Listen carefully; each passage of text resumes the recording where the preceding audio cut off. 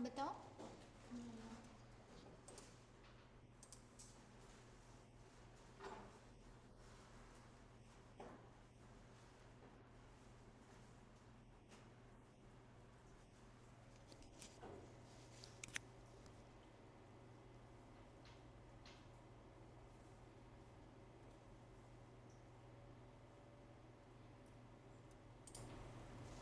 Hello.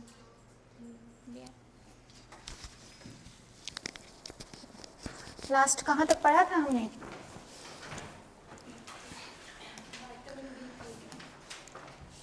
B3 पढ़ लिया था। चलो एक बार रिवाइज कर ले सारा, और ऑनलाइन वाले बच्चे बता देना एक बार आवाज़ क्लियर आ रही है कि नहीं आ रही। एक बार रिवीजन हो जाए सबका। कितने टाइप के विटामिन्स बताए थे? कौन कौन से थे? वाटर सॉल्युबल और फैट सॉल्युबल। वाटर सॉल्युबल में कौन कौन से थे? बी एंड सी। और फैट सॉल्युबल में A, D, E, K। ठीक है, सबसे पहला कौन सा विटामिन देखा था हमने? ए जो है उसकी डेफिशिएंसी वाले डिजीजेस बता दो बस। नाइट ब्लाइंडनेस, ठीक है। जीरोफ्थेल्मिया, ठीक है। इसके बाद विटामिन डी देखा था। विटामिन डी के और नाम क्या क्या थे याद है? कैल्शियम के एब्जॉर्प्शन के लिए जरूरी था। कैल्शियम आपने खाने में खाया, देन उसके बाद वो ब्लड तक जाएगा, फिर ही तो वो बोन्स तक जाएगा। ठीक है, तो वो एब्जॉर्प्शन के लिए कौन जरूरी था? कैल्सीटोनिन। और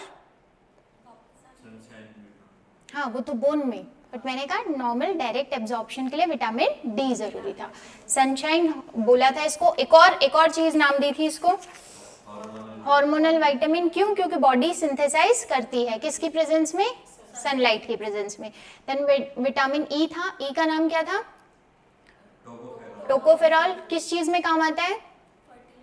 फर्टिलिटी इनहेंस करने में। ठीक है, या फिर विदाउट विटामिन ई जो है फर्टिलिटी पॉसिबल नहीं है, इसलिए इसको कौन कौन सा विटामिन बोला था नाम? रिप्रोडक्टिव, ठीक है। अरे ध्यान है ये सारी चीजें। इसके बाद विटामिन के देख लिया था, फाइलोक्विनोन। फिर विटामिन बी कॉम्प्लेक्स देखा था। बी कॉम्प्लेक्स में B1, 2, 3, 5, 6, 7, 9, 12। बी 9 और 12 का मेजर फंक्शन क्या था? एनीमिया, ठीक है, मतलब ब्लड जो है उसके लिए जरूरी है बॉडी के अंदर। देन इसके बाद कहां तक कर चुके थे एक बार बताओ? B9, B12 मेगालोब्लास्टिक एनीमिया कर लिया था। B3 भी कर लिया था, ठीक है। B2 बचा है और B1 बचा है अभी तो। विटामिन B2 का नाम क्या था? अरे भूल गए क्या? अभी तो बहुत टाइम हो गया, इतने टाइम तक तो आपको रट जाना चाहिए था। इतना ही तो इन्फॉर्मेशन था, बहुत ज्यादा इन्फॉर्मेशन थोड़ी थी। राइबोफ्लेविन, ठीक है। अगर इसकी बात करें, इसमें आपको क्या ध्यान रखना है, तो ये देखो डायग्राम से याद रखना। ये अपर लिप है, ये लोअर लिप है। लिप्स की क्रैकिंग होती है। बीकासोल टेबलेट लिया है कभी भी? छाले वाले हुए हैं, माउथ के अंदर अल्सर्स वगैरह होते हैं, तब बीकासोल टेबलेट लेते हैं ना हम, तो यही है वो चीज, ठीक है। विटामिन B2 जो है इसकी कमी से, राइबोफ्लेविन की कमी से यहाँ पर क्रैक्स आते हैं।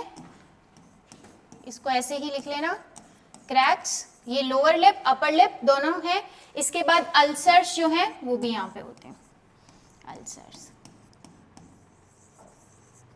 इसकी डेफिशिएंसी से ये जो कैरेक्टर्स हैं वो बॉडी के अंदर दिखते हैं। क्लियर? और इसका नाम है, ऐसा नहीं है कि इसको ऐसे ही कुछ बोल दोगे, इसका नाम है जिसको किलोसिस भी बोल सकते हो या चिलोसिस भी बोल सकते हो, जैसे आप प्रोनाउंस करो, चिलोसिस, किलोसिस, ठीक है। तो ये है विटामिन B2 या राइबोफ्लेविन की डेफिशिएंसी से होने वाली डिजीज, इतना याद रखना। और जब ये डिजीज होती है, जब आपके माउथ में अल्सर वगैरह होते हैं, तो आप बीकासूल टेबलेट जो है वो लेते हो। इसके अलावा B1 बचता है, बस ये इतना सा लिख लो पहले, डेफिशिएंसी डिजीज ही लिखनी है इसकी। इसके अलावा कोई इंफॉर्मेशन इसमें है नहीं। पढ़ाई कर रहे हो?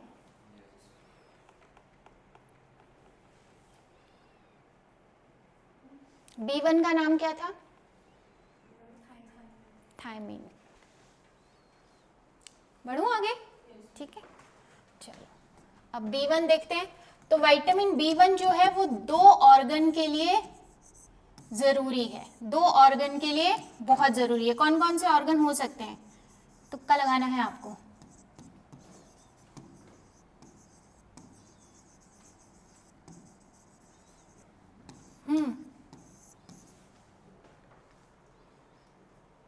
तुक्का लगाने वाला चीज में तो कर लो कुछ, तो कुछ भी बोल दो, क्या हो जाएगा, गलत होगा उससे ज्यादा क्या।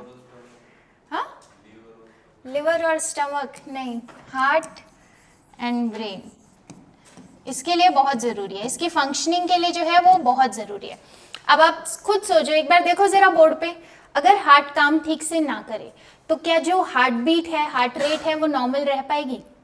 नॉर्मल नहीं रह पाएगी, इरेगुलर हार्ट रेट्स हो जाएंगी, इरेगुलर हार्ट बीट हो जाएगी। अगर एक्सट्रीम कंडीशन के अंदर गए तो हार्ट अटैक का चांसेस भी रहेंगे। अगर ब्रेन ठीक से काम नहीं करे तो मेंटल एक फॉग जैसा इकट्ठा हो जाएगा, मेंटल कंफ्यूजन जैसा होगा, ये पर्सन कॉन्सेंट्रेट नहीं कर पाएगा। इसी डिजीज को हम कहते हैं बेरी-बेरी। नाम सुना है ना विटामिन बी की कमी से, ठीक है, और वो है B1 थायमीन, ठीक है, बेरी-बेरी। कौन सी डिजीज है? बेरी-बेरी। यहां पर आप ऐसे लिख सकते हो,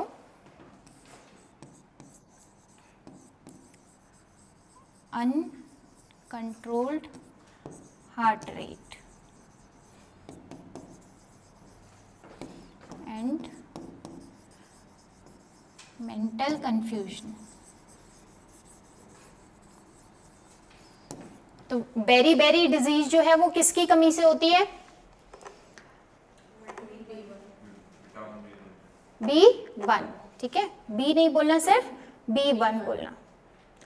इसको ऐसे ही लिख लो, vitamin B1 is essential for 2 organs, for normal functioning of 2 organs, that is brain and heart, and its deficiency cause beriberi disease, and its deficiency cause beriberi disease.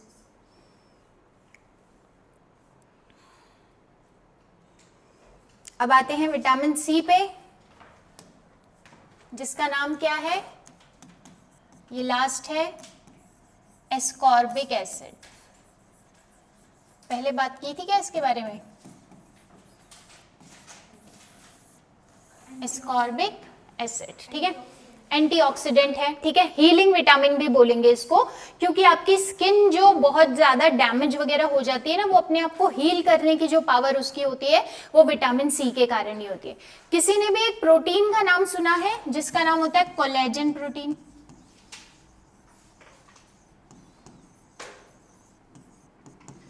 हाँ या ना तो बोल दिया करो आप लोग, हाँ ना, ठीक है, 2 ही चीजें हैं, या तो हाँ या ना बोलने में कोई प्रॉब्लम नहीं है, तो ना तो बोल ही दिया करो।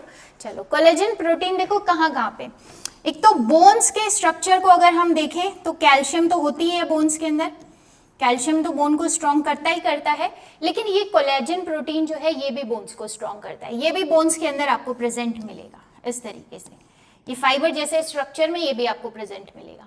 आप स्किन की बात करोगे तो स्किन के टिश्यू में भी जब आप देखोगे तो स्किन के टिश्यू में भी आपको ये वाला प्रोटीन जो है वो इस तरीके से दिखेगा, और ये स्किन को भी रीजनरेट करने का काम करता है। प्रोटीन है, बिल्डिंग ब्लॉक है, जरूरी है उसके स्ट्रक्चर के लिए।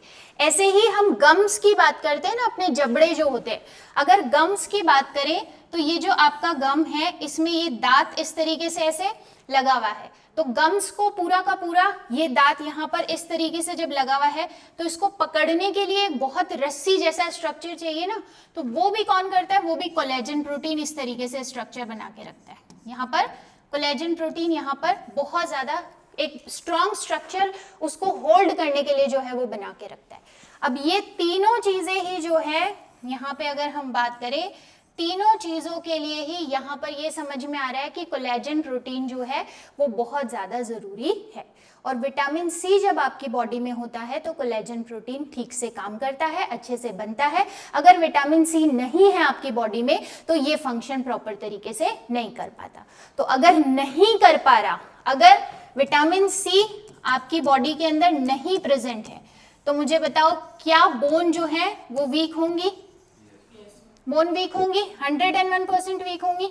स्किन जो है वो वीक हो जाएगी, स्किन जो है रीजनरेट नहीं कर पाएगी, स्किन भी खराब सी हो जाएगी, डैमेज हो जाएगी, ऐसा लिख सकते हैं। उसके बाद में गम्स जो हैं, क्या यहाँ से ब्लीडिंग स्टार्ट हो सकती है? जब आपके कोलेजन प्रोटीन ही नहीं है, यहाँ पर ये स्ट्रक्चर ही नहीं है जो उसको दांत को बांध के रख रहा है, तो अल्टीमेटली आप ब्रश करोगे, खाना खाओगे, कुछ भी आप करोगे, छोटा मोटा इरिटेशन जो है उससे भी ये चीज डिस्टर्ब हो जाएगी और फिर गम्स जो है वो ब्लीडिंग करना स्टार्ट कर देंगे। ठीक है, पायरिया मत समझना इसको, पायरिया अलग चीज होती है। ठीक है, वो एक माइक्रो ऑर्गेनिज्म के इन्फेक्शन के कारण होता है। पायरिया नाम सुना होगा ना, दांतों की बीमारी पायरिया, जिसमें भी गम्स की ब्लीडिंग होती है। विटामिन सी वाली गम की ब्लीडिंग जो है वो पायरिया नहीं है। वो इस वजह से होती है क्योंकि जो हमारे सलाइवा का वैल्यू होता है, पीएच वैल्यू 6.82 से वो ज़्यादा कम हो जाता है। वैसे एक माइक्रो ऑर्गेनिज्म है एंटमीबा जिंजीवेलिस नाम है उसका, वो आपके जैसे आप फूड पार्टिकल्स वगैरह के अंदर रह जाता है, कहीं से भी अब गंदगी तो होती है तो वो आपके फंस जाता है अंदर। जैसे ही वो फंस जाता है तो वो धीरे धीरे आपका जो भी आप खाना खा रहे हो, मीठा खा रहे हो, सारी चीजें खा रहे हो, तो वो उसको भी खाना शुरू कर देता है। अब वो जैसे ही खाना खत्म हुआ ना आपके माउथ के अंदर, तो खाना तो खत्म हो गया लेकिन उसकी भूख नहीं मिटी है, अब वो गम्स को खाना शुरू कर देता है, वो इस स्ट्रक्चर को खाना शुरू कर देता है, इसलिए ब्लीडिंग जो है वो स्टार्ट हो जाती है। ठीक है, तो वो फिर पीएच वगैरह सारी चीजें उस डिजीज में भी चेंज जो है नॉर्मल चेंज हो ही जाएगा, जब केमिकल रिएक्शन होगी तो पीएच तो चेंज होगी। ठीक है, तो ये सारी चीजें हो जाती है, फिर गम्स जो है वो ब्लीड करने लग जाते हैं। क्या बोलेंगे इस डिजीज को, क्या नाम दें इस डिजीज को? विटामिन सी की कमी से होने वाला रोग स्कर्वी। ठीक है, सेलर्स डिजीज भी बोलते हैं इसको, बोलते हैं स्कर्वी, स्कर्वी डिजीज या सेलर्स डिजीज। सेलर्स डिजीज क्यों बोलते हैं? क्योंकि पहले के जमाने में जब सेलर लोग जाते थे अपनी नाव लेकर, तो वो बहुत सारे ऐसे फ्रूट्स एंड वेजिटेबल्स लेकर जाते थे। ठीक है, जिसमें विटामिन सी होता था, बहुत सारे ऐसे वेजिटेबल्स वगैरह लेके जाते थे जिसमें विटामिन सी होता था। बट जैसे वो नाव में जाते थे तो उनके ऊपर पानी गिरता था, थोड़ा बहुत पानी आता था, और ये वाटर सॉल्युबल है ना, वाटर सॉल्युबल है, तो ऐसा बोला गया कि वाटर सॉल्युबल होने के कारण उन सारी वेजिटेबल से विटामिन सी चला जाता था, इसलिए उनको ये डिजीज सबसे ज्यादा होती थी। विटामिन सी की डेफिशिएंसी से उनको ये डिजीज सबसे ज्यादा होती थी, इसलिए इसका नाम जो है वो सेलर्स डिजीज है। इसको हीलिंग विटामिन भी कहते हैं, क्योंकि स्किन को हील करने का काम, हीलिंग विटामिन। हीलिंग विटामिन क्यों? यहाँ पे देखो स्किन जो है वो प्रॉपर तरीके से फंक्शन कर रही है, जब भी कोई स्किन के अंदर कुछ भी डैमेज होगा, चोट भी लगेगी, कुछ भी होगा, धीरे धीरे स्किन अपने आप को रिकवर करती है। क्यों? विटामिन सी की वजह से। आप विटामिन सी के टेबलेट्स भी खाते हो, इम्यूनिटी के लिए भी खाते हो, और स्किन रीजनरेशन के लिए भी खाते हैं। ठीक है, क्लियर है? Vitamin C clear? एक बार विटामिन B1 का नाम बताना, थायमिन, B2 का, सी का, सी का, वो तो 3, 4 है, सी नहीं, सी एस्कॉर्बिक एसिड। ठीक है, एक बार इसको पढ़ के देखो, क्या हम विटामिन्स में क्लियर हैं? तो आज हम एक नया टॉपिक पढ़ेंगे, और वो नया टॉपिक जो होने वाला है हीलिंग विटामिन। लिखा ना इसको? ठीक है। और ए डी ई के जो विटामिन्स है वो कहाँ पर स्टोर होंगे? हाँ, फैट में स्टोर होंगे, इसलिए लिवर में स्टोर होंगे। ठीक है, और बाकी जो है वो वाटर सॉल्युबल है, यूरिन के थ्रू बाहर निकल जाएंगे, बॉडी के अंदर एब्जॉर्ब नहीं होंगे। क्लियर? चलो, अब आज एक नया टॉपिक हम पढ़ते हैं जिसका नाम है, आप बताना क्या पढ़ेंगे इस टॉपिक में?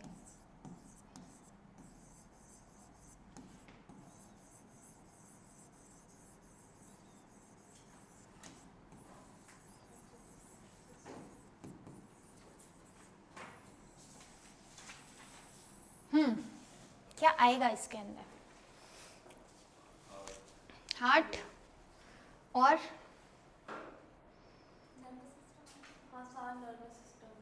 नर्वस सिस्टम, वेन्स वगैरह सब कुछ, नर्वस सिस्टम, वेन्स वगैरह, आर्टरीज वगैरह, हार्ट। ठीक है, कोई बात नहीं, सही गलत का इतना स्ट्रेस नहीं लेना। ब्रेन भी आएगा, आप देख ही नहीं रहे हो। बताओ। नर्वस सिस्टम, सोच समझ के बोलो, 2 जवाब आए हैं यहाँ पे। सर्कुलेशन क्या होता है? सर्कुलेशन जब जो प्योर ब्लड है वो पूरी बॉडी में मतलब ऐसे सर्कुलेट होता रहता है, और फिर वो जो इम्प्योर ब्लड है वो फिर से हार्ट फिर कौन से चैम्बर में आता है, फिर वहाँ से साफ होकर फिर पूरी बॉडी। ठीक है, इसने ज्यादा बता दिया, मैं इतना नहीं जानना चाह रही थी, मैं सिर्फ इतना जानना चाह रही थी सर्कुलेशन का मतलब कुछ फ्लो होना, ठीक है, कुछ फ्लो होना। तो आप इसको एज एन एग्जाम्पल समझो, आपका घर है, क्या आपके घर में मोटर चलती है? मोटर चलती है और हर घर के हर रूम तक पानी पहुंचता है, वॉशरूम वगैरह तक पानी पहुंचता है। तो यही कुछ काम हमारी बॉडी में भी हो रहा है, ठीक है। हमको घर में पानी पहुंचाने की जरूरत है, हर नल तक, हर टैप तक हमारे पानी होना चाहिए, नहीं तो फिर कैसे फंक्शन करेंगे हम? बिल्कुल फंक्शन नहीं कर पाएंगे, ठीक है। किचन तक भी पानी जाना चाहिए भाई, और वॉशरूम तक भी पानी जाना चाहिए, सिंक तक भी पानी जाना चाहिए। तो इसके लिए हमारे पास एक मोटर सिस्टम है। ऐसे ही हमारी बॉडी के अंदर पानी की जरूरत नहीं है, उसको ब्लड की जरूरत है। यहाँ पे जो पानी का काम है वो हमारी बॉडी में ब्लड का काम है, ठीक है। तो हमारी बॉडी जो है उसके लिए भी एक पूरा ऐसा मोटर सिस्टम हमको चाहिए ही चाहिए, ठीक है, पूरा मोटर सिस्टम चाहिए। आपको यहाँ पे किस किस चीज की जरूरत पड़ेगी सर्कुलेशन के लिए? सोचो जरा, क्या मोटर की जरूरत पड़ेगी? बिल्कुल पड़ेगी, ठीक है। क्या आपको पाइप की जरूरत पड़ेगी? क्योंकि आपको बहुत दूर तक वो पानी को पहुंचाना है। और तीसरी चीज किस चीज की जरूरत पड़ेगी? इलेक्ट्रिसिटी, ठीक है, उसको तो छोड़ दो। और सबसे बेसिक चीज यूज करने वालों की या पानी की खुद की? पानी तो चाहिएगा, ठीक है, वाटर तो चाहिएगा ना मुझे इस पाइप में फ्लो करने के लिए। तो ऐसे ही हमारी बॉडी के अंदर एक मोटर है जिसका नाम है हार्ट, ठीक है। बॉडी के अंदर जो मोटर है उसका नाम है हार्ट। बॉडी के अंदर जो पाइप्स है उसका नाम है ब्लड वेसल्स। अब ये बहुत सारे टाइप की होती है, आर्टरीज भी होती है, वेन्स भी होती है, अभी समझा दूंगी कैसे समझना है इनको, ठीक है। लेकिन जो मोटर का काम है वो हार्ट कर रहा है, ठीक है। मोटर पंप करने का काम करती है ना, मोटर पंप करने का काम करती है। एक बात ध्यान से सोच के बताना, क्या ये मोटर पानी बनाती है क्या? नहीं बनाती, पानी बनाती नहीं है, सिर्फ पानी को जो टैंक है वहां से घर के पूरे एरिया तक क्या करती है? सप्लाई करती है। तो अगर मैं पूछूं क्या ये प्यूरिफाई करता है क्या ब्लड को? तो नहीं, ये प्यूरिफाई नहीं करता। ये सिर्फ प्यूरिफाइड ब्लड जो है, जो अच्छा ब्लड है, प्योर ब्लड जो है, उसको पूरी बॉडी तक पहुंचाने या पंप करने का काम करता है। प्यूरिफिकेशन का काम जो है वो लंग्स का है, ठीक है। आप जब सांस लेते हो, आपके सांस के साथ में जो ऑक्सीजन अंदर जाती है, वो ऑक्सीजन जो है वो एल्वियोलाई के थ्रू लंग्स करते हैं ये काम। वो ऑक्सीजन जो है वो किसके पास चली जाती है? फिर ब्लड के पास। तो किडनी फिल्ट्रेशन का काम करती है, फिल्टर भी तो करना पड़ेगा ना। अब पूरी बॉडी को इन्होंने दे दिया, ठीक है, पूरी बॉडी को इन्होंने ये ब्लड दे दिया। अब पूरी बॉडी ने इस ब्लड के अंदर बहुत सारे टॉक्सिक मटेरियल भी रिलीज किए, बहुत सारी अपनी गंदगी भी रिलीज की है। हर एक सेल के पास जब ये ब्लड गया है तो इस ब्लड से ऑक्सीजन उन्होंने छीन ली है, और बहुत सारी चीजें जो है, अनवांटेड चीजें जो है वो यहाँ पर क्या कर दी है? डाल दी है। तो उनको तो पास आउट करना है, लेकिन कुछ कुछ चीजें इसमें इंपॉर्टेंट भी है जो हमको बचा के रखनी है। तो उसको फिल्टर आउट करने का काम कौन करती है? किडनी करती है। किडनी फिल्ट्रेशन का काम करती है, लंग्स प्यूरिफिकेशन का काम करते हैं, और हार्ट सिर्फ और सिर्फ पंपिंग का काम करता है। हार्ट ने प्योर ब्लड नहीं बनाया है, लेकिन वो प्योर ब्लड को पूरी बॉडी को पंप जरूर करेगा, ठीक है। अब उसके अलावा जो वाटर है वो यहाँ पे क्या होगा? ब्लड, ठीक है। तो अगर मैं बात करूं, blood circulatory system consist of these 3 component. ये 3 कंपोनेंट जो है ब्लड सर्कुलेटरी सिस्टम के अंदर होंगे, ठीक है।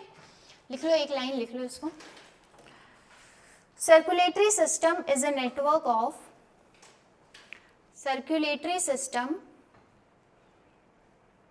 is a network of blood, blood vessels and heart.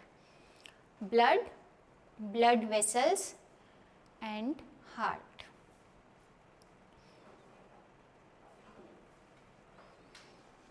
Heart कितने चैम्बर का होता है? 4, या मुझे बेटर तरीके से कहना चाहिए ह्यूमन हार्ट कितने चैम्बर का होता है? 4 चैम्बर। ठीक है, चलो नाम बताओ अब इनके।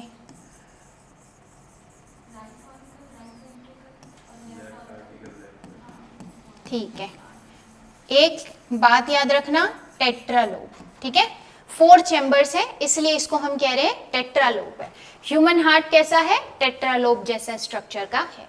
अब यहाँ पर स्ट्रक्चर बनाने जा रही हूँ। स्ट्रक्चर बनाने से पहले मैं यहाँ पर एक डेवलपमेंट प्रोसेस आपको बता रही हूँ।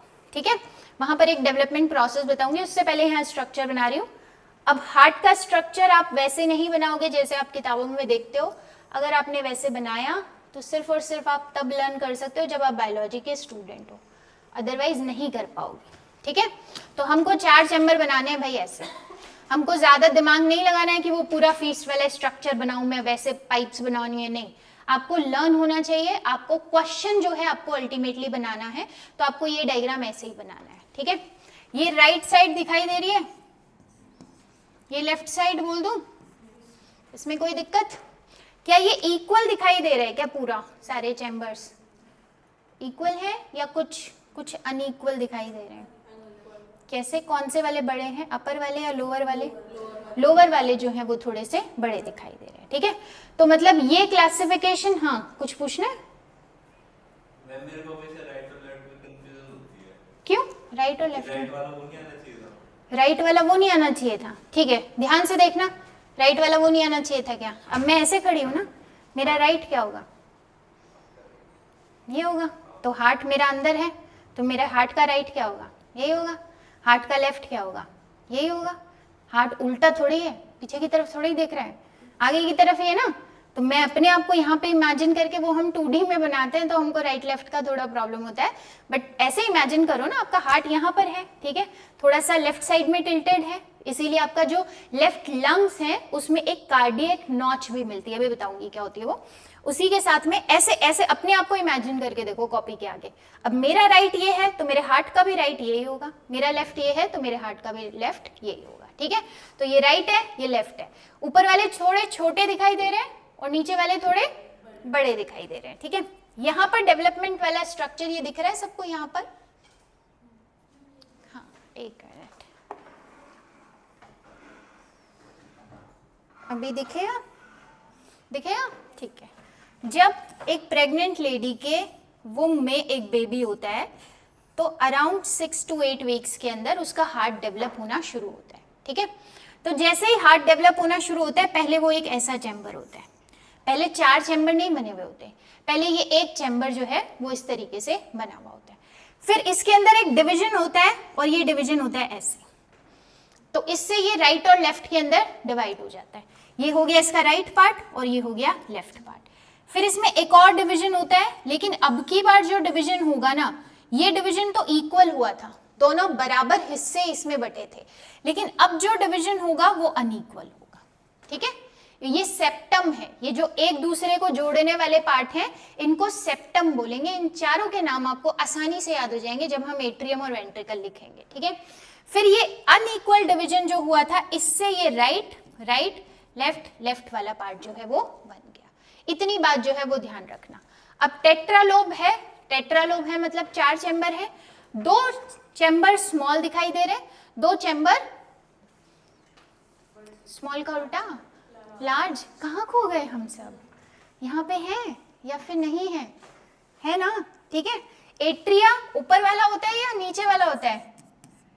एट्रिया भी बोल सकते हैं, एट्रियम भी बोल सकते हैं, कुछ भी बोल सकते हो। ठीक है, ये लेफ्ट एट्रियम है, ये लेफ्ट वेंट्रिकल है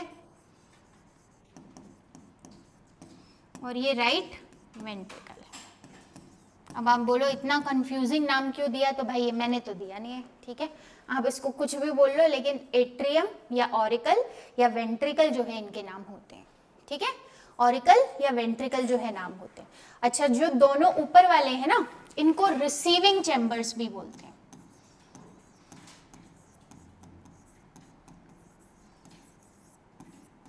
रिसीविंग चैम्बर्स, कुछ रिसीव कर रहे होंगे इसलिए रिसीविंग चैम्बर्स। और ये जो दोनों है ना, इसको डिस्चार्जिंग चैम्बर्स भी बोलते हैं।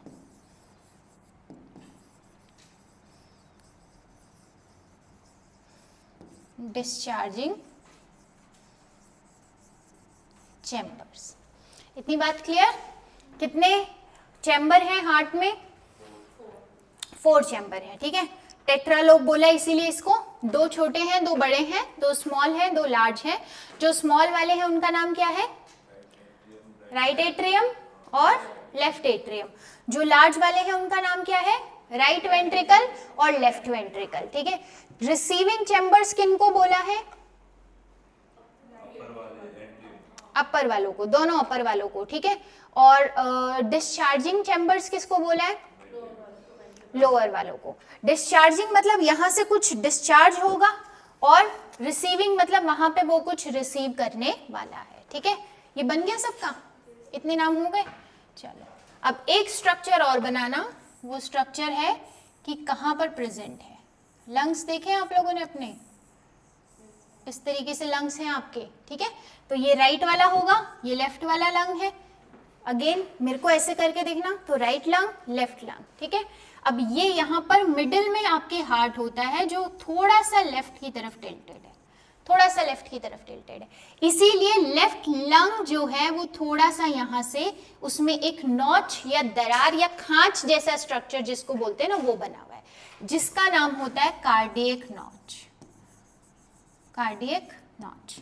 अगर आपसे कभी भी पूछा जाए कार्डियक नॉच कौन से लंग में प्रेजेंट होता है, क्या बोलोगे? कौन से लंग में प्रेजेंट होता है? लेफ्ट में। और क्यों होता है ये नॉच? क्योंकि हार्ट ने अपनी जगह बनाने के लिए थोड़ा सा उसको धक्का दे दिया, ठीक है। तो उसमें थोड़ा सा ऐसे खिंचाव जैसा स्ट्रक्चर होता है, जिसको कहते हैं कार्डियक नॉच। कहाँ प्रेजेंट होता है?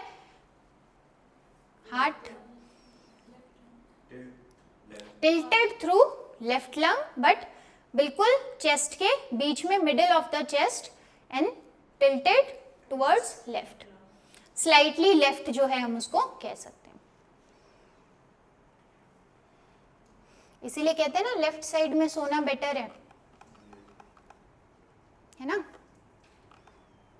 क्यों?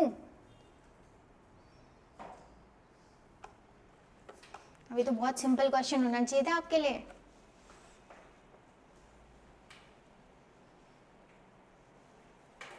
क्यों क्यों?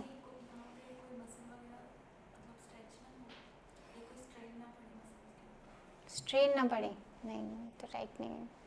अरे हार्ट है ना, तो हार्ट जिस डायरेक्शन के अंदर अगर आपको दिखाई दे रहा है, तो वो बेटर फंक्शनिंग, पंपिंग जो है वो बेटर होती रहेगी। क्यों? क्योंकि हार्ट को ब्लड सप्लाई होती रहेगी, ठीक है। ब्लड सप्लाई होती रहेगी ना। आपको एक्सरसाइज वगैरह करने के लिए क्यों कहा जाता है? बिकॉज जैसे कई बार जो लोग बिल्कुल बैठे बैठे रहते हैं, उनके पैर जो है वो जुड़ जाते हैं, या फिर वो उतने फंक्शनल नहीं होते। क्यों? क्योंकि वहां तक ब्लड सप्लाई रुक जाती है। अब आप लेफ्ट साइड में अगर टिल्ट करके सोते हो, तो लेफ्ट साइड में हार्ट है ना, हार्ट को ब्लड सप्लाई हो रही है अच्छे से, हार्ट को भी तो ब्लड सप्लाई होगी ना। ये हार्ट अपना काम जो कर रहा है, इस काम को तो अलग समझो, ये काम तो पंपिंग करने का काम कर रहा है, लेकिन आपने बोला था मोटर को इलेक्ट्रिसिटी तो चाहिए, ठीक है, मोटर को काम करने के लिए सिग्नल तो चाहिए। तो इस हार्ट को भी ब्लड की सप्लाई चाहिए कि भाई मैं पंप कर पाऊं, तो उसके लिए मुझे भी तो ब्लड से ऑक्सीजन चाहिएगी। तो वो एक पाइप भी इससे कनेक्टेड है, जो इसको ब्लड सप्लाई जो है वो प्रोवाइड कर रही है। तो ब्लड सप्लाई बेटर होगी, हार्ट जो है वो बेटर काम करेगा, ठीक है। इसलिए लेफ्ट साइड जो है वो सोने के लिए बेस्ट होती है। अब इसी के साथ में 2 पाइप जो है वो भी पढ़नी पड़ेगी हमको। ब्लड वेसल 2 टाइप की बता रही हूं अभी तो मैं, ब्लड वेसल्स हार्ट को समझने के लिए। एक है आर्टरी और एक है वेन। कैसे इनकी डेफिनेशन बताओगे? डेफिनेशन क्या बताओगे?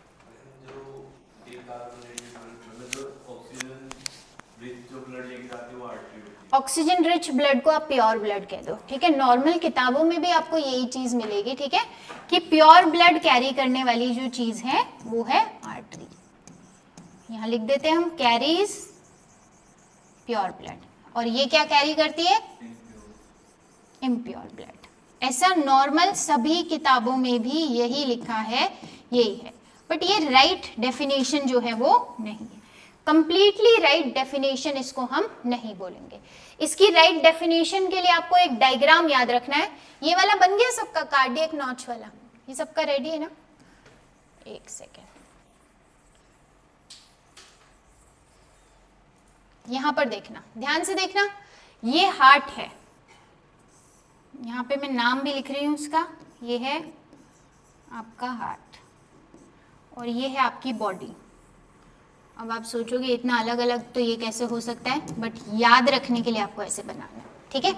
दो पाइपें हैं आपके पास, एक पाइप जो है वो हार्ट की तरफ लेकर आ रही है कुछ चीज, ठीक है, और एक पाइप जो है वो हार्ट से बॉडी की तरफ जो है वो लेके जा रही है। बताओ जरा कौन सा प्योर कैरी करेगी, कौन सा इम्प्योर? जो बॉडी की तरफ जा रही है वो प्योर होगी, ठीक है, वो प्योर ब्लड जो है वो कैरी करेगी। तो इसका मतलब मैं इसका नाम आर्टरी रख दूं, आर्टरी रख दे। जो हार्ट से लेके जा रही है वो है आर्टरी, और जो हार्ट की तरफ लेकर आ रही है वो है वेन। ये प्रॉपर डेफिनेशन है, ठीक है? प्रॉपर डेफिनेशन जो है वो क्या है? जो ब्लड वेसल हार्ट से ब्लड को बॉडी की तरफ लेकर जा रही है, बॉडी की तरफ, वो तो क्या हो गई? आर्टरी, ठीक है? और जो बॉडी से हार्ट की तरफ लेकर आ रही है वो वेन, वो वेन है। और वेन में मोस्टली आपके इम्प्योर ब्लड होता है और आर्टरी में मोस्टली जो है वो प्योर ब्लड होता है। मोस्टली बोला है मैंने, 100% नहीं बोला है, मोस्टली बोला है, 100% नहीं बोला है, क्योंकि कुछ हमारे पास एक्सेप्शन आएंगे जिनका नाम कुछ और होगा और उनका स्ट्रक्चर या उनका फंक्शन हमें कुछ और दिखाई देगा। क्या इतनी बात क्लियर है?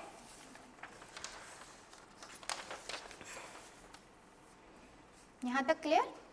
ठीक है, अब फंक्शनिंग देख ले एक बार दोबारा से। यहां तक के स्ट्रक्चर को मेरे को बता दो जरा, कहाँ गया? हाँ, ब्लड सर्कुलेटरी सिस्टम में कौन कौन से ऑर्गन होंगे? ठीक है, चलो। ह्यूमन का हार्ट कितने चैम्बर का? 4 चैम्बर का, इसलिए उसका नाम क्या है? टेट्रालोब है। क्या सारे के सारे सेप्टम जो है वो इक्वल है? क्या सारे चैम्बर इक्वल है? नहीं, 2 स्मॉल है, 2 लार्ज है। स्मॉल वाले के नाम क्या है और लार्ज वालों के? रिसीविंग चैम्बर्स कौन से हैं? ठीक है, ऑरिकल और वेंट्रिकल जो है वो क्या है? Discharging chamber. मतलब कुछ यहाँ पर आएगा और कुछ यहाँ से जाएगा, ठीक है, बॉडी की तरफ। और इतना तो हम इतनी बात में समझ गए कि ब्लड आएगा और ब्लड ही बॉडी की तरफ जाएगा, ठीक है। मोटर से होके ही तो पाइप जो है, जो पानी आ रहा है, मोटर से होके ही तो पंप आउट होता है पूरे घर के अंदर। विदाउट मोटर आप वो काम कर सकते हो क्या? विदाउट मोटर लगाए आप सोच सकते हो जो टैंक में पानी है वो पहुंच जाए ऊपर? विदाउट मोटर नहीं पहुंचेगा। तो ये मोटर है जो हमारी बॉडी के अंदर ब्लड को पंप करने का काम जो है वो अच्छे से करेगी। अब देखते हैं जरा ये काम कैसे करती है। डायग्राम में आप मेरे को बताओगे किसका नाम क्या है?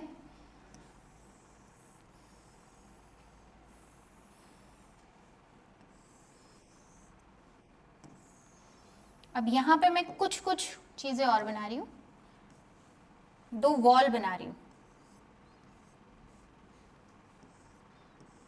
ठीक है। अब यहां से कुछ ऊपर वाले चैम्बर्स से नीचे वाले चैम्बर्स में आएगा तो कोई तो वॉल्व होने चाहिए ना भाई। तो ये वॉल्व है, ठीक है, जिनको हम हार्ट के वॉल्व भी बोल सकते हो, कुछ भी बोल सकते हो। इसका नाम है बाइकस्पिड वॉल्व,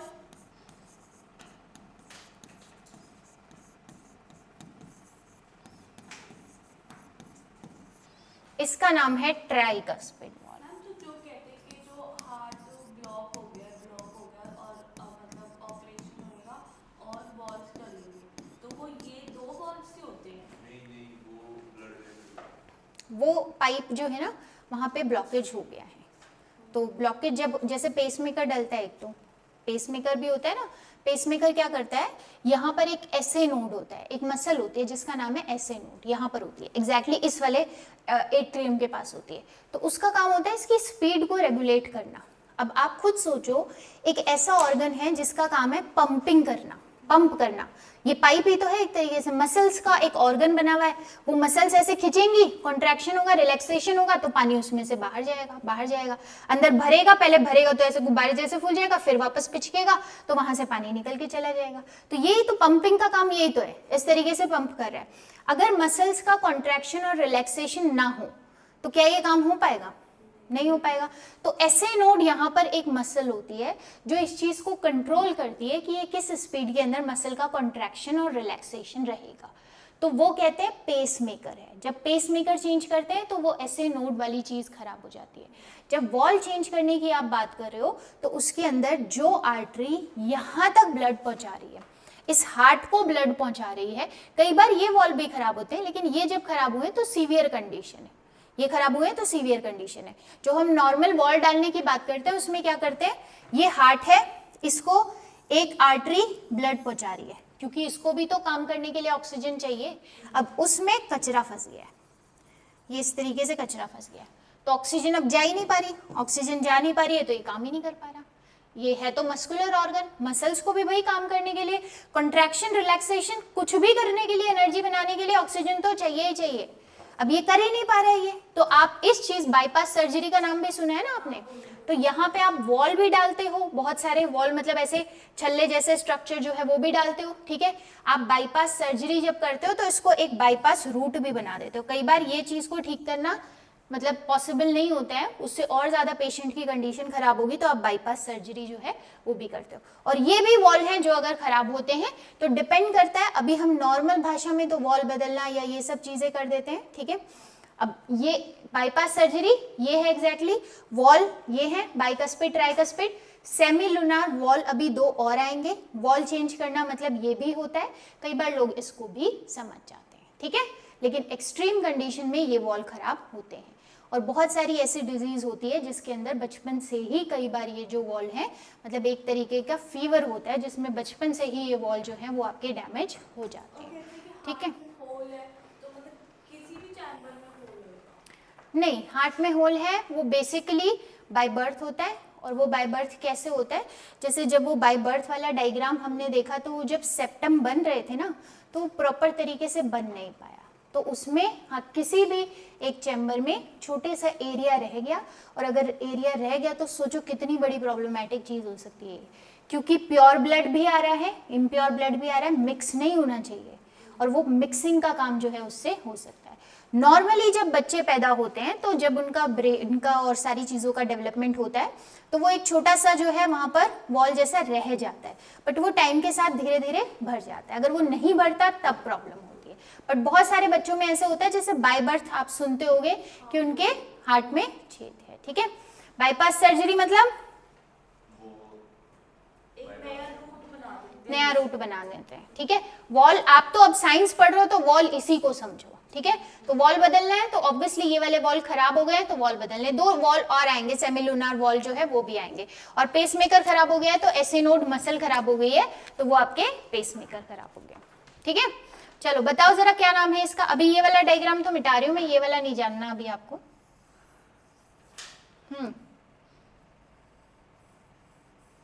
दो तरह के वॉल, बाइकस्पिड और ट्राइकस्पिड। ये वाला चैम्बर क्या नाम है?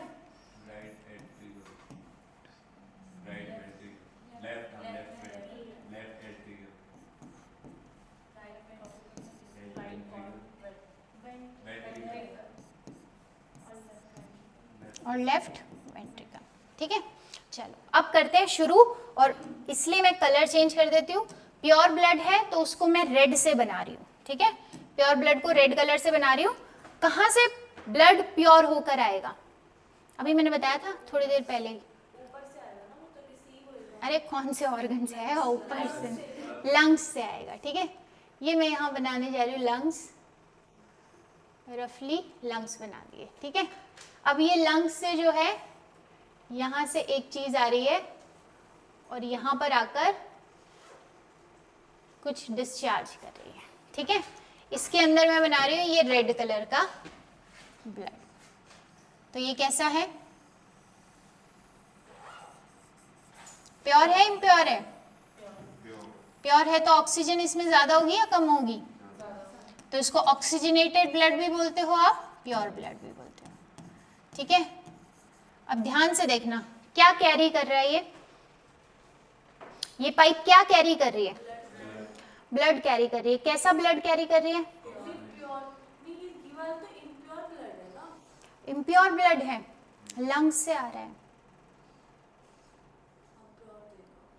लंग्स तो प्योर ही दे रहे हैं, मैंने तो कहा इम्प्योर दे दो क्योंकि मानवी कह रही है, बट वो मना कर रहे हैं कि नहीं देंगे। ऐसे थोड़े काम चलता है, बायोलॉजी को चेंज थोड़ी कर देंगे, ठीक है। जरा दोबारा से सुनो, आर्टरी और वेन का नाम सुना था ना। प्योर ब्लड कैरी कर रही है तो इसका नाम क्या होना चाहिए? आर्टरी होना चाहिए। अब दूसरी सही डेफिनेशन से सोचो जरा, जो भी ब्लड को हार्ट की तरफ लेकर आ रही है बॉडी से, उसका नाम क्या होना चाहिए? लिखा है ना आपने, डायग्राम बनाया है ना, वेन होना चाहिए, ठीक है। लेकिन ये तो प्योर ब्लड कैरी कर रही है, प्योर ब्लड वाली को तो हम आर्टरी बोलते हैं। बट बेटर डेफिनेशन मैंने कौन सी बताई थी आपको? फ्रॉम बॉडी टू हार्ट, तो उसका नाम क्या है? वेन। तो इसका नाम क्या होगा? याद रखना, इसका नाम है पल्मोनरी वेन। पल्मोनरी नाम क्यों है? क्योंकि लंग्स की तरफ से आ रही है। पल्मोनरी वर्ड जैसे कार्डियक वर्ड जो है हार्ट से जुड़ा है ना, वैसे ही पल्मोनरी वर्ड जो है वो जुड़ा है आपके लंग्स से, ठीक है। यहाँ पे मैं लिख देती हूँ, ये लंग्स है, अगर भूल जाओगे तो। क्या इतनी बात क्लियर है? ठीक है। अब आपसे पूछेगा exception of artery, exception of when, sorry क्या बताओगे? पल्मोनरी वेन, क्योंकि वेन मोस्टली कैसा ब्लड कैरी करती है? इम्प्योर। और ये कैसा ब्लड कैरी कर रही है? प्योर। तो ये तो गड़बड़ हो गया ना, एक्सेप्शन वाली चीज हो गई। तो ये दो ही नाम यहाँ पर आएंगे, ठीक है, जो आपको ध्यान रखने हैं। पहला जो है पल्मोनरी वेन, पल्मोनरी वेन जो है उसने ब्लड यहाँ पर डाल दिया। अब ये ब्लड कहाँ जाना चाहिए? यहाँ से वॉल दिख रहा है कहीं पर, वॉल के थ्रू कहाँ से कहाँ जाना चाहिए? लेफ्ट वेंट्रिकल में, ठीक है, लेफ्ट वेंट्रिकल में चला गया। लेफ्ट वेंट्रिकल से कहाँ जाना चाहिए?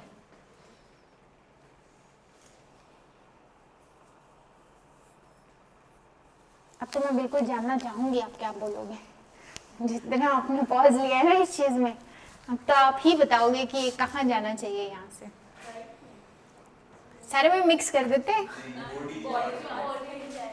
हमारी बॉडी में लेफ्ट साइड में प्योर ब्लड, हार्ट में लेफ्ट साइड में प्योर ब्लड होता है और राइट साइड में इम्प्योर ब्लड का काम चल रहा होता है, ठीक है।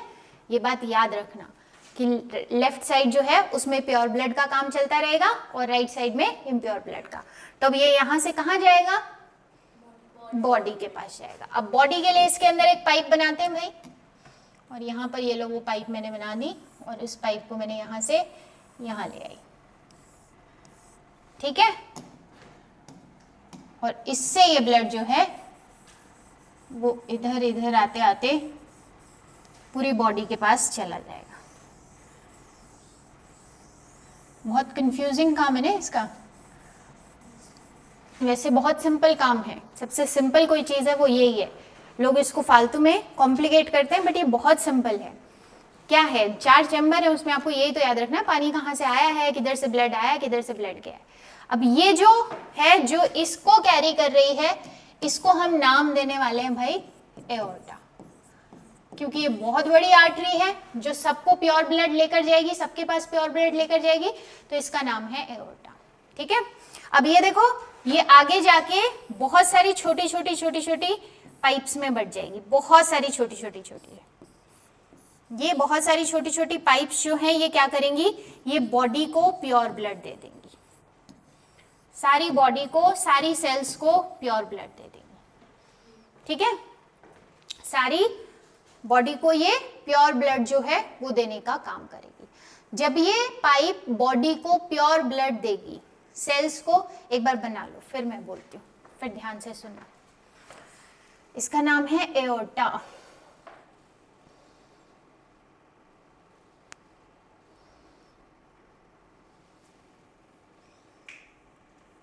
वो जो 10 पे नस्टर डालती है, वो भी ऑक्सीजन की कमी की वजह से। हाँ वो कहते हैं ऐसे, क्या ऑक्सीजन की कमी है, और भी बहुत सारे रीजन है, पानी ज़्यादा पिया करो, बहुत सारे रीजन है, नस पे नस चढ़ जाना तो है ना? कैलरी है। वो तो गलत मूवमेंट की वजह से भी हो जाता है।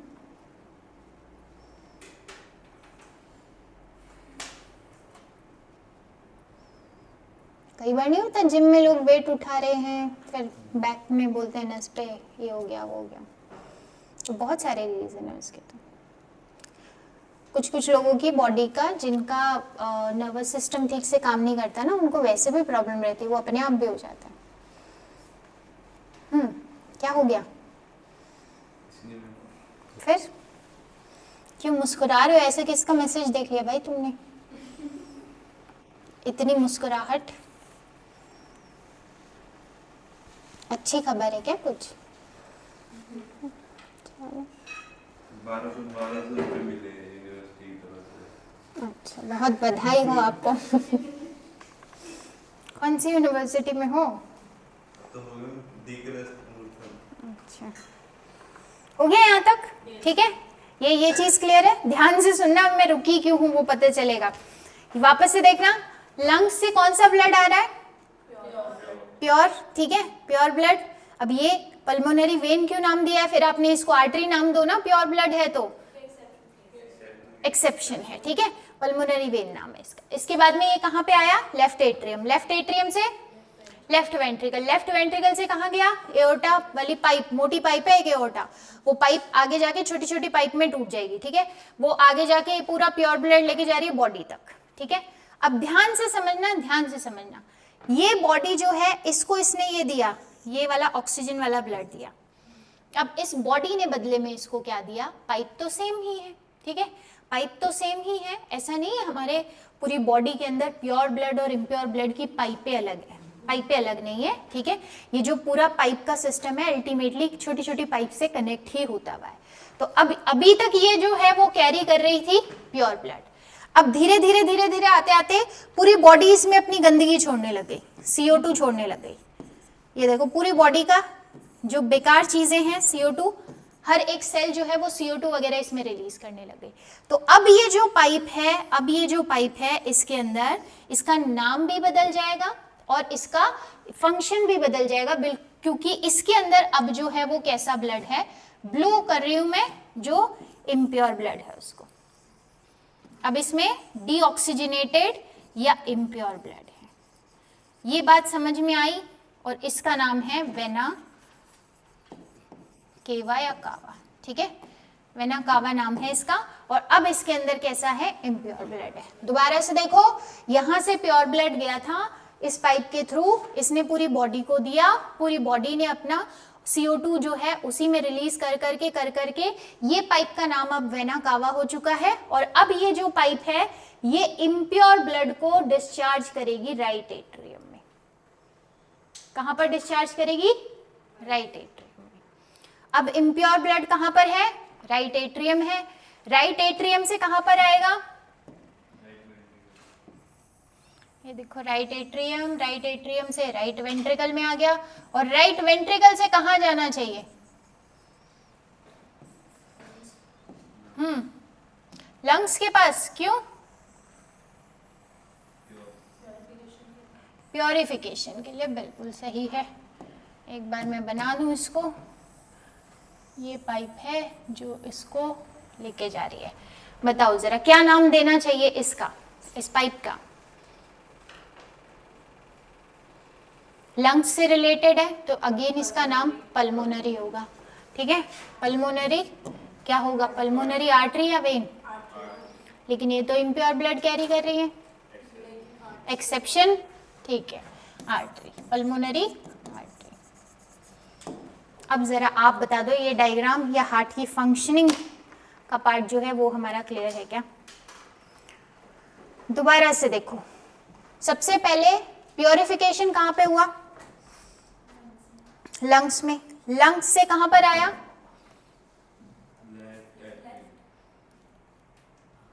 Left atrium. लेफ्ट एट्रियम से कहां गया? लेफ्ट वेंट्रिकल से किसके थ्रू बॉडी में गया? एओर्टा के थ्रू। एओर्टा के थ्रू बॉडी के अंदर ऑक्सीजन पहुंचा दी, बॉडी ने बदले में क्या पहुंचाया? CO2 ऑक्सीजन लेके काम कर लिया अपना, और जो भी उसका जो भी एक्सक्रीशन वाला पार्ट था CO2 मेजरली, वो CO2 उस पाइप में डाल दिया। अब उस पाइप का नाम क्या हो गया? Vena cava. अब वो वेना कावा जो है वो ब्लड को कहाँ पर डालने वाली है? राइट एट्रियम में। राइट एट्रियम से कौन से वॉल के थ्रू? राइट वेंट्रिकल में ट्राइकस्पिड वॉल के थ्रू, और जब ट्राइकस्पिड वॉल के थ्रू वो राइट वेंट्रिकल में आ जाएगी तो राइट वेंट्रिकल से किसके थ्रू वापस लंग्स में? पल्मोनरी आर्टरी के थ्रू। और पल्मोनरी आर्टरी जो है वो एक्सेप्शन हो गया किसका? आर्टरीज का, क्योंकि artery normally pure blood carry करती है, बट ये एक आर्टरी ऐसे दिखाई दे रही है हमको जो कि इम्प्योर ब्लड को कैरी कर रही है। ठीक है, इतना क्लियर है या नहीं? ओल्ड है कोई ये वेना कावा कहते हैं। ओल्ड है कोई वेना कावा बोलते हैं। नाम चेंज तब हो रहा है जब फंक्शन चेंज हो गया।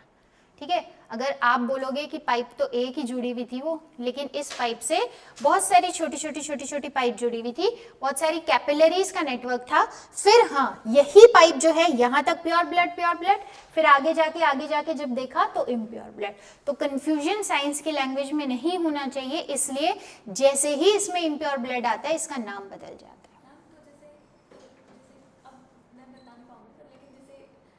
शुरुआत में मतलब जिन ऑर्गन्स के पास पहले जा रहा है ब्लड, तो वो तो अपना CO2 वगैरह पहले ही डाल दे रहे हैं, तो ये तो शुरुआत में ही इम्प्योर हो जाएगा। नहीं, शुरुआत में कैसे होगा?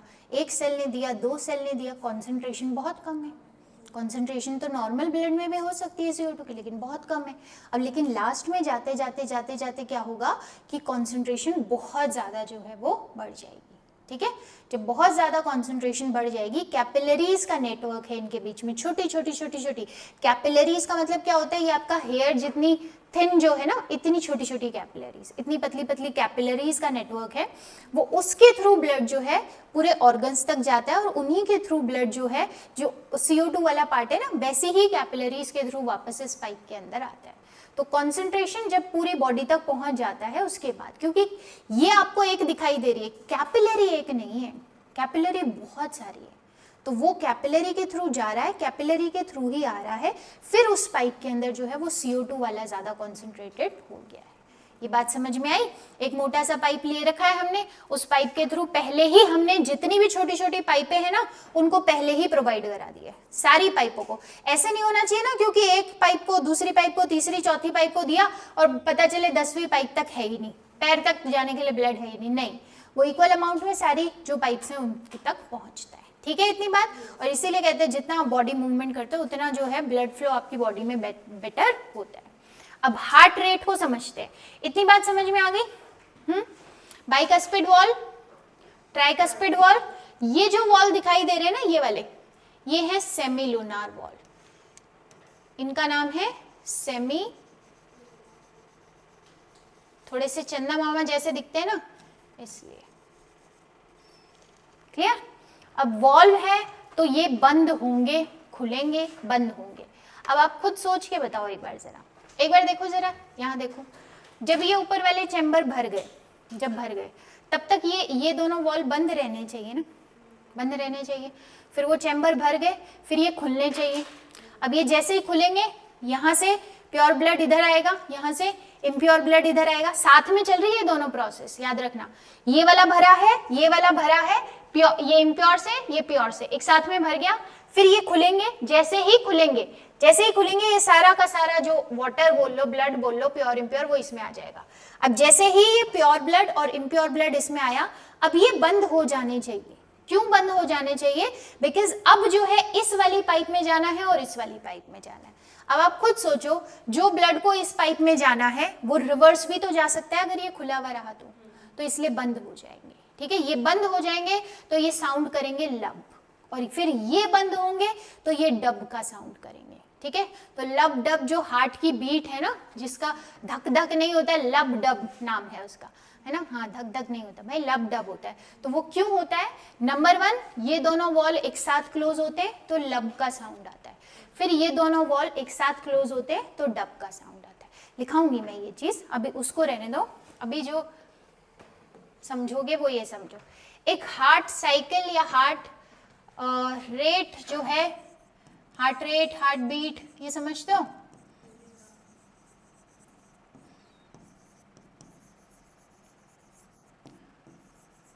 क्या होता है एक हार्ट साइकिल, एक हार्ट बीट या एक हार्ट साइकिल?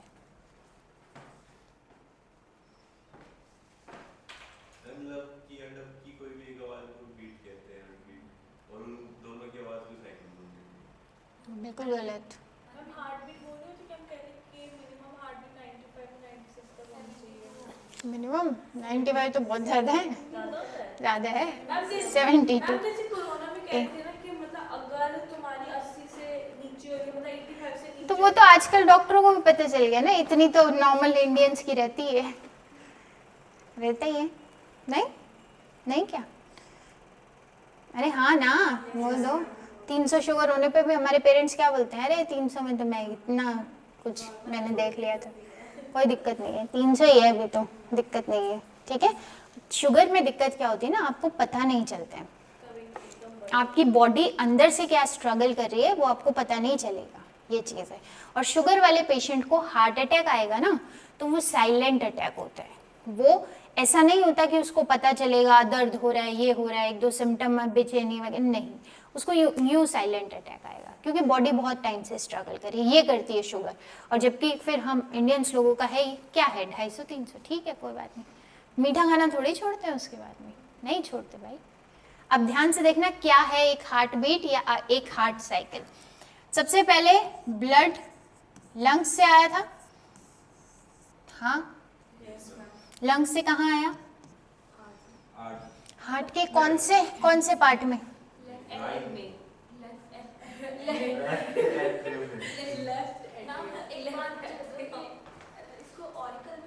हाँ हाँ, एट्रियम, एट्रिया, ऑरिकल, तीनों नाम से ही बोला तो था मैंने स्टार्टिंग में, लिखा नहीं था लेकिन बोला था। ऑरिकल, वेंट्रिकल, हाँ, पहले सिर्फ ऑरिकल वेंट्रिकल लिखा होता था, अब एट्रिया, एट्रियम, ऑरिकल तीनों सही है, ठीक है। हाँ, राइट या लेफ्ट? पक्का? लेफ्ट कौन सा? ठीक है, लेफ्ट एट्रियम से, लेफ्ट वेंट्रिकल, लेफ्ट वेंट्रिकल से बॉडी, बॉडी से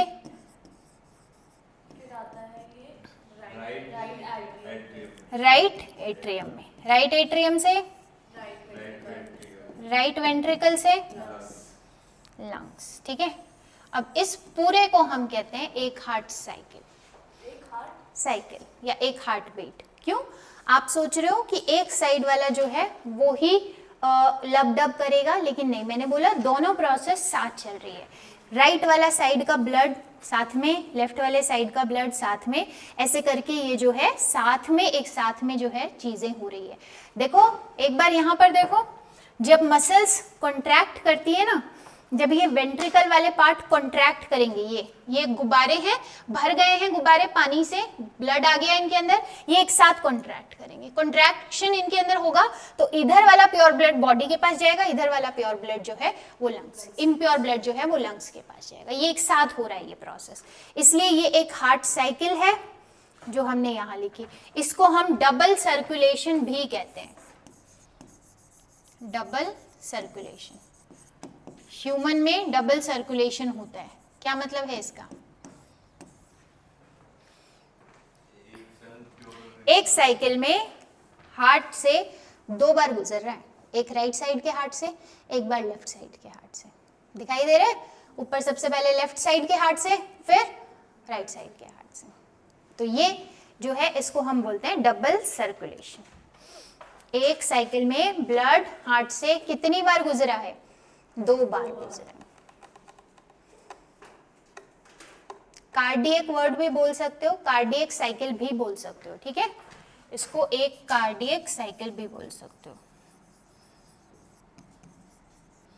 और इसमें टाइम कितना लगता है अगर कोई पूछे? 0.8 सेकेंड, 0.8 सेकेंड में हाँ एक हार्ट बीट, हार्ट साइकिल या कार्डियक साइकिल जो है वो पूरा हो जाता है। तो इसीलिए ह्यूमन की हार्ट रेट अगर पूछी जाती है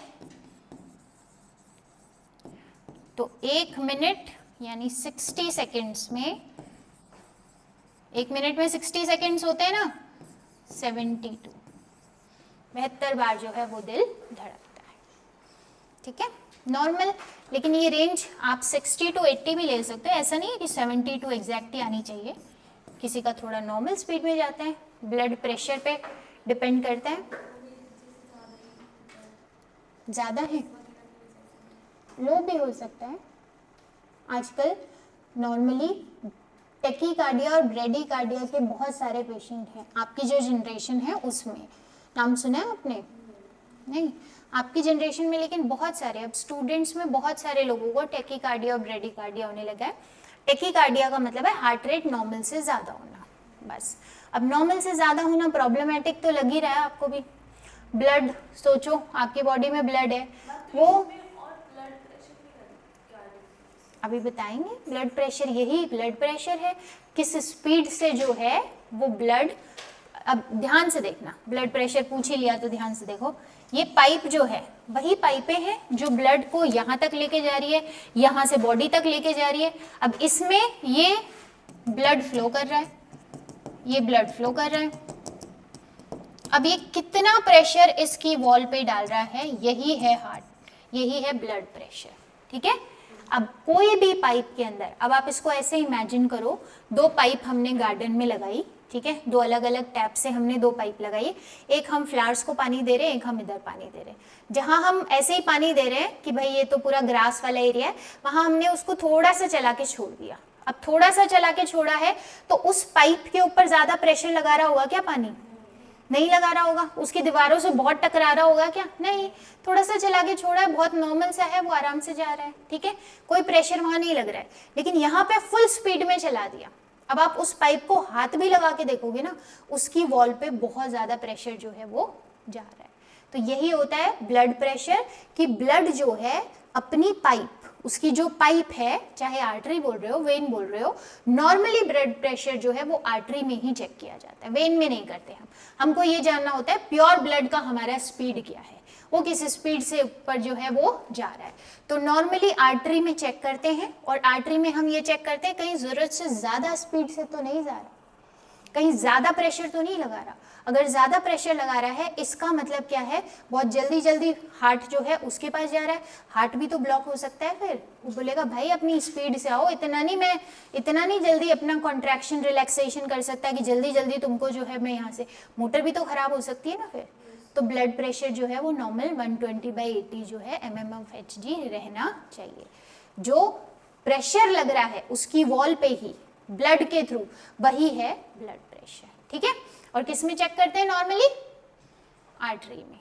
किस में चेक करते हैं? आर्टरी में, ठीक है। हार्ट रेट कितनी हो गई 1 मिनट में?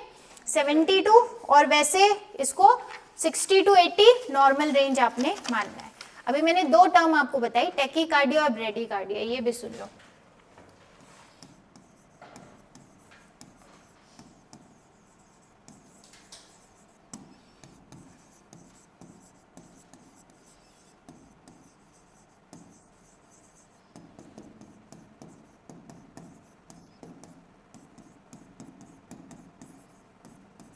बताओ क्या समझे इससे?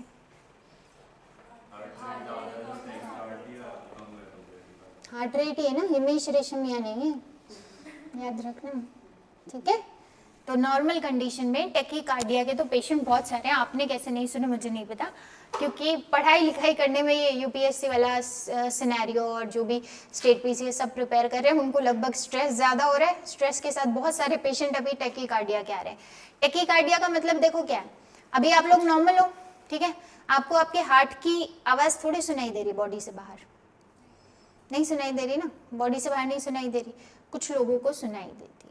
कुछ लोगों का हार्ट इतना जोर से मतलब पंप करता है कि उनको बॉडी से बाहर भी वो अनयूजुअल सा जो है वो फील होता है कि मेरा हार्ट धक धक धक धक धक ऐसे हो रहा है। वो तो थोड़े टाइम के लिए हार्ट रेट बढ़ती है, क्योंकि वैसा वो नॉर्मल में फील करते हैं, वो सोकर उठते हैं तब वो वैसा फील करते हैं, दोपहर के टाइम में ज़्यादा वैसा फील करते हैं। सोचो दोपहर का टाइम तो बिल्कुल ऐसा आलसी वाला टाइम होता है, फिर भी वैसे में ऐसा फील करते हैं, तो वो है टेकीकार्डिया। और इसी का अपोजिट हार्ट रेट 60-80 है ना, उससे भी कम चले जाना, 60 से भी कम चले जाना, वो भी प्रॉब्लमेटिक है। वो प्रॉब्लमेटिक कैसे है? वो प्रॉब्लमेटिक ऐसे है कि अगर हार्ट को प्रॉपर ब्लड नहीं मिलेगा तो हार्ट बॉडी को सप्लाई नहीं कर पाएगा, बॉडी के अंदर एनर्जी बनेगी ही नहीं, सारे पार्ट तक ऑक्सीजन नहीं जाएगा, प्योर ब्लड नहीं जाएगा तो, और प्योर ब्लड नहीं जाएगा, ऑक्सीजन नहीं जा रहा तो एनर्जी कहाँ से बनेगी? क्लियर? इतनी चीज क्लियर है? टेकीकार्डिया जैसे ब्रेन में जो इधर वेन रहती है वो भी बहुत तेज तेज करने लगती है। यहाँ से किसी की दिखती है, मोटी मोटी होती है। हाँ, अक्षय कुमार के दिखती है, थोड़ी नहीं देखा अक्षय कुमार का? कुछ चीजें दिख जाती हैं, ठीक है, बट बाकी बहुत चीजें जो है वो पूरी बॉडी में वो फंक्शनिंग हो रही है। स्ट्रेस के कारण जो आप कह रहे हो ना, वो तो पूरी बॉडी में वो फंक्शनिंग हो रही है, एक में ही नहीं हो रही। अब पर्टिकुलरली अगर कुछ ऐसा है तो वो ब्रेन की डिजीज भी है, बहुत सारी ऐसी डिजीज भी है जिसमें ऐसा होता है, जिसमें ऐसे विजिबल जो है वो वेन्स आपको दिखाई देने लगती है। नॉर्मल कंडीशन में जो आप देखते हो वो नॉर्मल है, उसमें कुछ भी अब नॉर्मल नहीं है, ठीक है। बस वो है कि किसी किसी की जैसे वेन्स वगैरह विजिबल होती है, किसी किसी का कुछ एक यहाँ पे भी किसी किसी को विजिबल होती है, तो वो आपको दिखाई दे रही है, बाकी दिखाई नहीं दे रही, इसलिए आपको लग रहा है बाकी में ये चीज नहीं हो रहा है, इसमें ये चीज हो रहा है, बट ऐसा नहीं है, सब में सेम चीजें हो रही है, ठीक है। हाँ, डिजीज कोई पर्टिकुलर है, कोई न्यूरल जो पाथवे है हमारा उसमें कुछ गड़बड़ है तो अलग कंडीशन है। क्लियर है इतनी बात, इतनी चीज, ठीक है। एक बार दोबारा से रिवाइज कर लो 5 मिनट का टाइम लेके कि क्या हम यहाँ तक क्लियर है, फिर मैं आगे बढ़ती हूँ, एक दो चीजें और बता देती हूँ।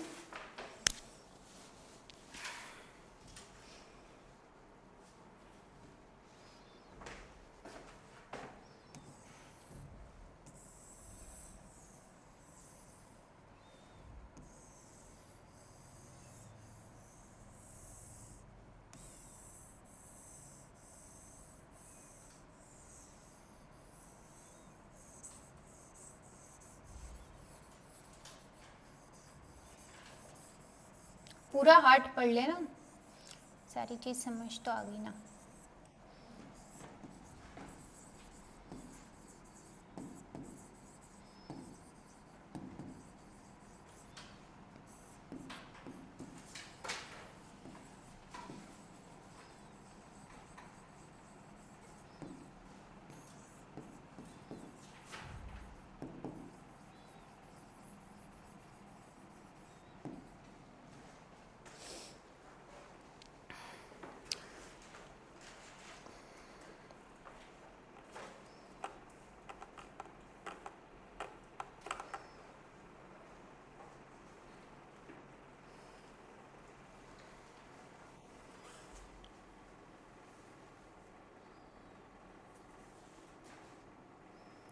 क्लियर है?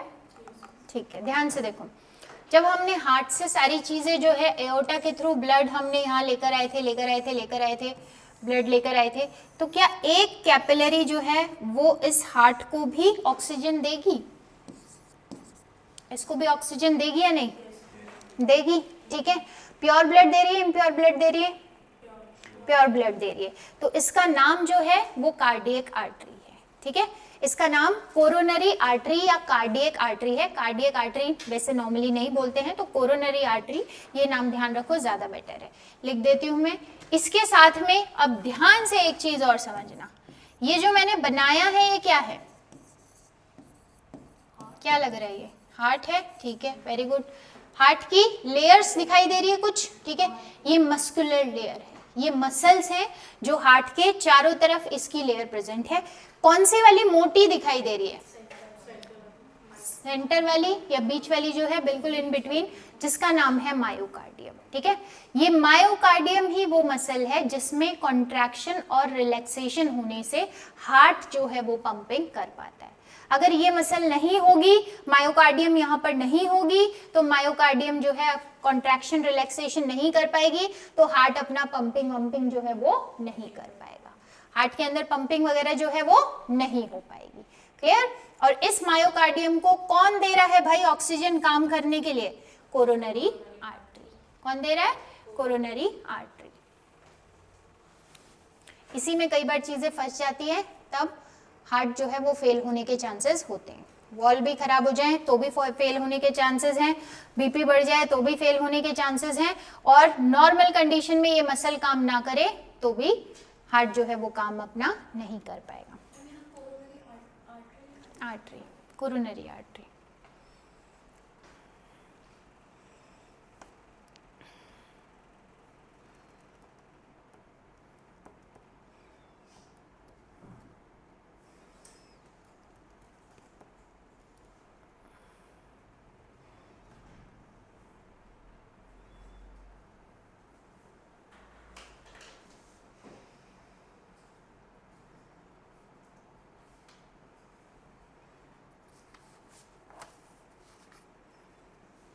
एक लाइन लिख लो अब, बन गया हो तो। Heart is a muscular organ, heart is a muscular organ, movement of heart starts with a special type of muscle,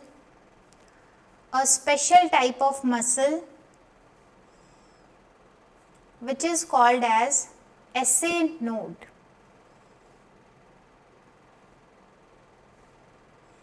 SA node. It decides heart movement.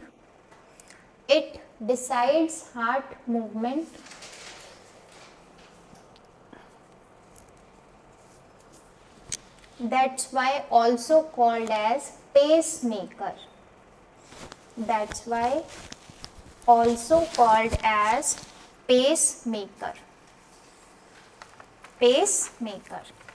Pacemaker मतलब वो कितना पेस से जो है वो काम करेगा। ठीक है, चलो अब एक चीज और समझो, हार्ट में कितने टाइप के वॉल्व बताए थे? अरे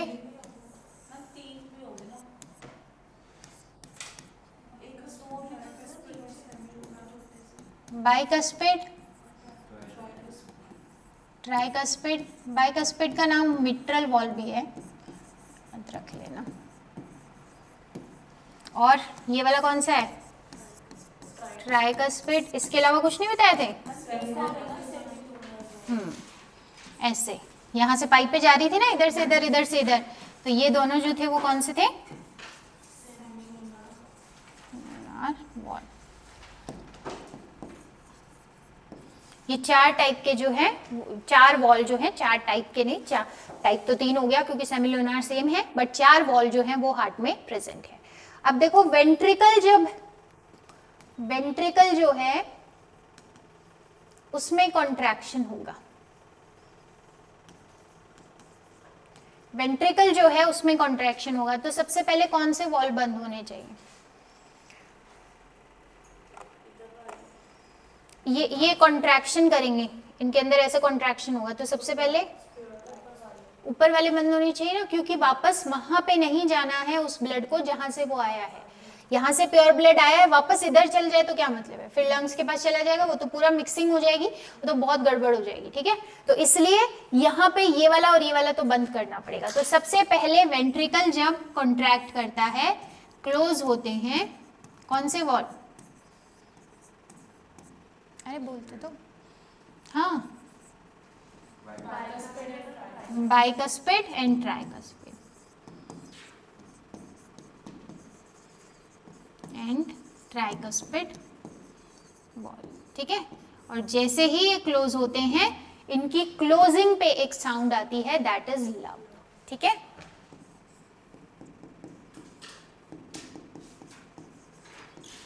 अब ये मैंने डॉट डॉट करके बनाया है, इसका मतलब ये उतना ही स्लो स्पीड में लब, ऐसे, क्योंकि डब जो है वो तुरंत आएगा, डब।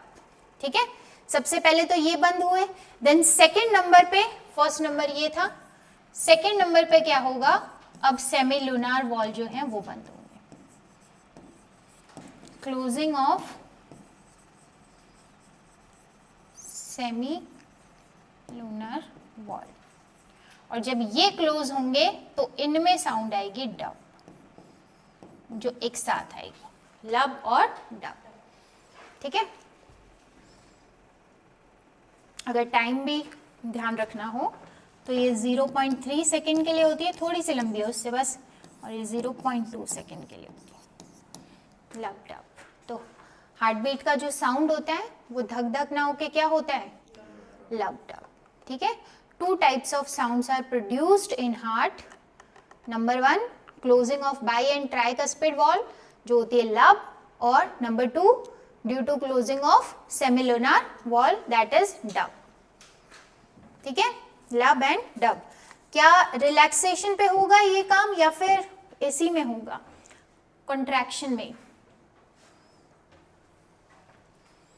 रिलैक्सेशन में तो खुलने चाहिए ना वो, ठीक है, खुलेंगे तब साउंड नहीं आएगी। जब कोई चीज ऐसे बनी हुई है वो ऐसे बंद होएगी ना, क्लोज करेगी तब साउंड आएगी उसकी, खुलने पे साउंड नहीं आएगी, बंद करने पे उसकी साउंड आएगी। हाँ, कुछ पूछने के लिए हाथ नहीं?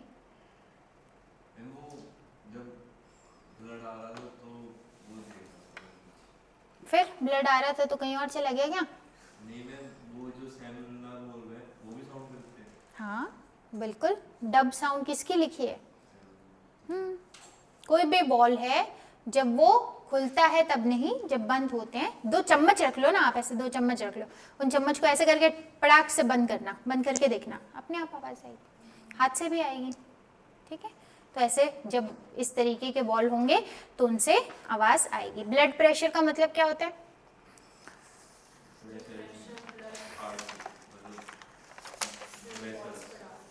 लिखो एक बार, लिखो, the pressure exerted by blood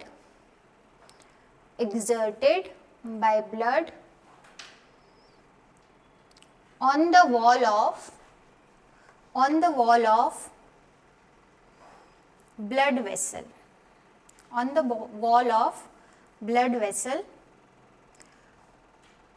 is known as blood pressure, ठीक है। और किससे, कौन सा इंस्ट्रूमेंट होता है जिससे हम ये नापते हैं? मीटर, स्फिग्मोमैनोमीटर, ये लिख लेना। Blood pressure is measured by sphygmomanometer.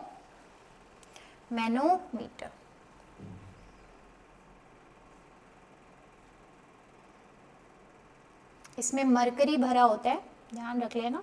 BP आप इसको, इसीलिए आप बीपी को 120/80 mm ऑफ Hg बोलते हो, ठीक है, क्योंकि उसमें मरकरी भरा होता है। मरकरी कितना ऊपर जा पाता है, मरकरी बहुत हैवी मेटल है ना, हैवी होता है ना, तो उसी के थ्रू हम देखते हैं कि ब्लड प्रेशर कितना है। किसमें नॉर्मली, किसमें ब्लड प्रेशर नापते हैं अगर ये पूछ लिया जाए तो? ब्रेकियल आर्टरी में। नहीं, किस आर्टरी में? यहाँ से आप देखते हो ना, ब्रेकियल आर्टरी जो सप्लाई यहाँ के पास है उसमें आप चेक करते हो। आर्टरी में ही नॉर्मली चेक करते हैं। अब जहाँ ब्लड प्रेशर लिखा है वहाँ लिखो, it is of 2 types, it is of 2 types.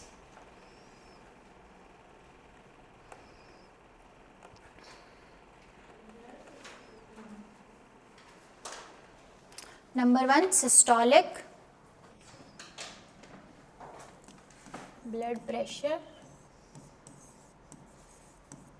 number 1 systolic, number 2, आप सिर्फ नंबर 1 लिखना, अभी नंबर 1 में लिखना है क्योंकि आपको डायस्टोलिक। नंबर 1 सिस्टोलिक में लिखो, maximum BP during contraction of ventricles, maximum BP during contraction of ventricles. सोचो जब कॉन्ट्रैक्ट हो रहे हैं वो वेंट्रिकल्स, जब वो इसमें कॉन्ट्रैक्शन हो रहा है तब तो मैक्सिमम ब्लड प्रेशर रहेगा ना, तब तो मैक्सिमम ब्लड प्रेशर कितना, पाइप में कितना जल्दी जल्दी पानी जो है वो जाएगा। तो ये मैक्सिमम ब्लड प्रेशर है जब कॉन्ट्रैक्शन जो है तब हो रहा है। इसका नॉर्मल रेंज होता है 120, नॉर्मल रेंज क्या होता है इसका? 120। सेकेंड है diastolic, minimum BP during dilation, minimum blood pressure during dilation, dilute जब चीजें हो जाती है तब। इसका नॉर्मल रेंज होता है 80, मतलब मैक्सिमम कितना 120 और मिनिमम 80। जब सब रिलैक्स है तब तो भाई पानी आराम से जाएगा ना, आराम आराम से पानी जो है वो जाता चल जाएगा। और जब कॉन्ट्रैक्शन हो रखा है, वेंट्रिकल्स ऐसे बिल्कुल प्रेशर में आ रखे हैं कॉन्ट्रैक्शन में, तब मैक्सिमम स्पीड से जो है उसके अंदर पानी जाएगा। तो मैक्सिमम स्पीड से जाने वाला रेंज कितना है 120 और मिनिमम 80। इसीलिए कहते हैं नॉर्मल बीपी क्या होता है 120/80। इसकी यूनिट लिखनी हो तो mm/Hg।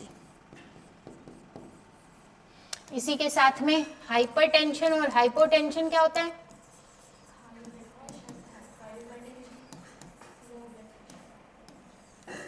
हाइपो मतलब होता है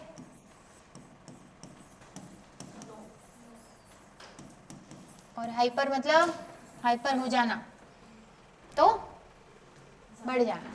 तो बीपी नॉर्मल कंडीशन से बढ़ जाना और ये बीपी नॉर्मल कंडीशन से घट जाना। ठीक है, किसका कम रहता है बीपी? कम रहता है। हाइपोटेंशन है हमको कि कम है। ठीक है 154। ठीक है, अब कम और ज्यादा, कितना कम या ज्यादा? 120/80 नॉर्मल रेंज है। ठीक है, 120 से आप इसको 130 कर लो प्लस 80 से 90 कर लो, ये तब भी हाइपरटेंशन है।